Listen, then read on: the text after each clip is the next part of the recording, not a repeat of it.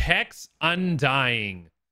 This is the big one where the biggest debates are going to be happening here.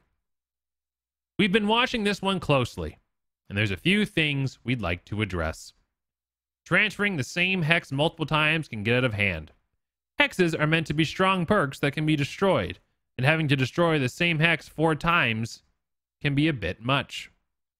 Since tokens aren't transferred when a hex changes totems, Undying was unpopular with perks other than Ruin, which does not have any tokens and is immediately at full power.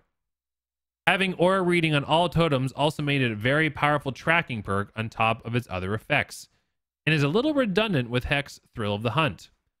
With this in mind, we are making 3 changes to Hex Undying. Anytime a Hex totem is cleansed, it will replace the Hex Undying totem. Hex Undying is then deactivated. This ensures that the first totem cleansed is never your other perk. Any tokens you've already accumulated are now kept when the Hex perk transfers totems. This way, you're not starting from scratch partway through a match. Aura reading only applies to dull totems. We hope this makes Hex perks other than just Ruin more appealing when used with Undying. So before I get into this, I want to make it clear for anyone who is watching the Twitch stream right now for the first time or watching this on YouTube later, I do not run Ruin Undying. If I get a killer build request from chat and they want to see Ruin Undying, fine. That's one thing. But if it's just me creating my own build or picking my own killer, whatever, I do not run Ruin Undying because I feel in learning to get a 2K, 3K, 4K, whatever your goal is, in order to get better at it without relying on perks such as Ruin Undying to slow the game down, I, as a killer, have to learn how to slow the game down without it.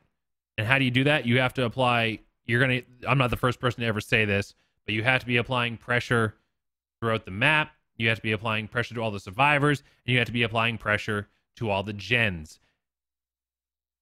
Hex Undying does a lot of that for you. I even saw people this morning on Twitter. I think it was Twitter or Reddit. I was kind of all over the place this morning. Debating that, wow, Hex or Ruin Undying is nerfed now. It is impossible to win.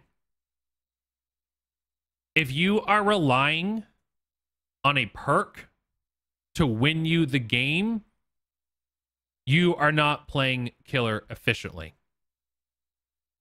I say this as someone who, I've only been playing since July of 2020, the 4th year anniversary event. I think that was July. That's when I started playing this game.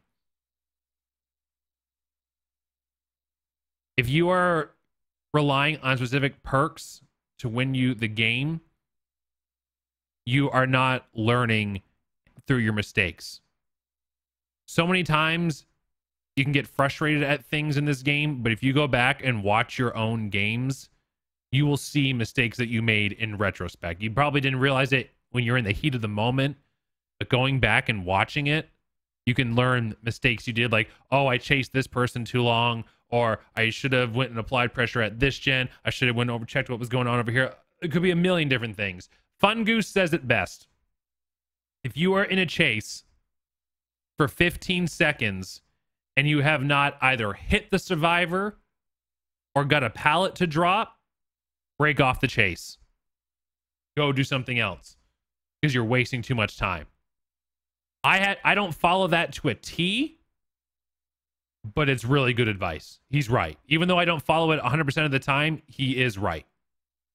I fully agree with him there. So before, if say you had Ruin Undying and someone cleansed Ruin, Ruin would go to another dull totem for up to 4 potential times, because there's 5 totems in each match. 1 is Undying, 1 is Ruin, and the other 3 are dull. Now, though, no matter which lit totem they cleanse first, it will always be Undying. So from now, instead of having to potentially cleanse Ruin 5 times, you will only have to cleanse it twice. That is a huge nerf. Also, the aura reading is gone from survivors going to your lit totems. You only get those on dull totems now. Now, if you're a smart survivor, unless I'm misinterpreting this, which is possible, if I am, feel free to comment in chat or on YouTube below. Feel free to correct me. With only those 2 lit totems being Undying and Ruin now, unless you're worried about no-ed, there's not really a reason to go cleanse those dull totems anymore. Because you know Ruin will not transfer to another totem. It'll transfer to the other lit totem, but if you already know where the 2 lit totems are, you don't need to worry about those other 3. Again, unless you suspect no-ed, but let's be real, most trials, no one goes to cleanse no-ed until no-ed has been activated. I even do that. Sometimes if I stumble across a dull totem, I'm like, yeah, I'll cleanse this. I got time. But more often than not, most people don't worry about it until you're already in the end game when no-ed is active. I think in people losing this, it's going to force people to get better at killing and applying pressure in different ways. Here's a different way to apply pressure. You hook someone, and then you're not face camping it. Don't be a face camper. That's not what I'm saying. Don't be one of those people, because you're just ruining the game for everyone. Say you hook someone, and then you're in the vicinity, maybe because you know another... Monster, thank you for the follow. Welcome. Maybe when you were bringing that survivor to the hook, you saw another survivor. So you're not face camping, but you know someone else is around, so you're looking for them. Maybe they sneak by you and they get the unhook when you're say like 5-10 feet from them. Raminator, thank you for the follow as well. Welcome. So you go over, they don't have borrowed time. You down the survivor who just got saved. Now, you're not going to tunnel. I'm not telling you to tunnel because you're about to get DS'd if you do that. That's not what I'm saying. You down that survivor, but you don't pick them up. You then go and chase the survivor who did the rescuing. Now, unless, of course, they have Unbreakable, there's always an exception to the rule.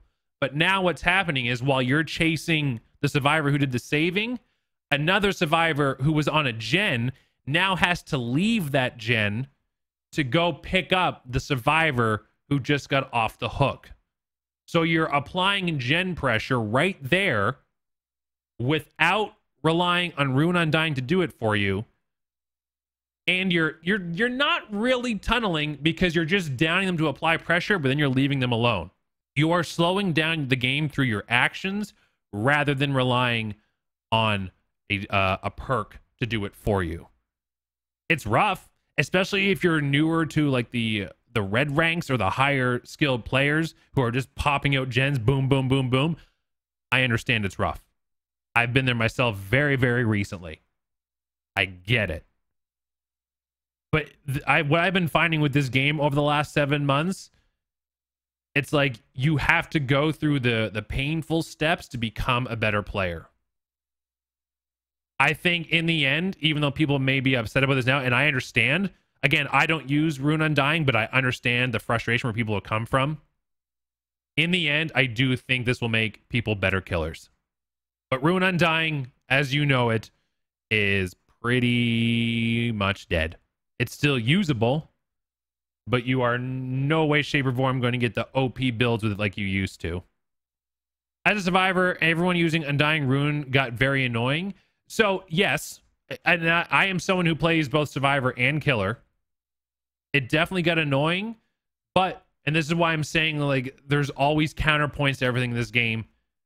As someone who plays a lot of killer and actively tries not to tunnel, running into 4 unbreakable decisive strikes, that is annoying as hell. Especially against a really, really good Swift. It is very, very, very, very tough. To use the example I talked about earlier about unhooking, someone getting unhooked and the end game collapse, and if they get off the hook, no matter what you do, you pretty much just lose because of decisive strike. This is why I constantly tell people it is so important. It's fine to have a preferred side, but I feel it's so important to play both sides so you can really see. You don't see me saying they should not have done Hex Undying, this Hex Undying nerf.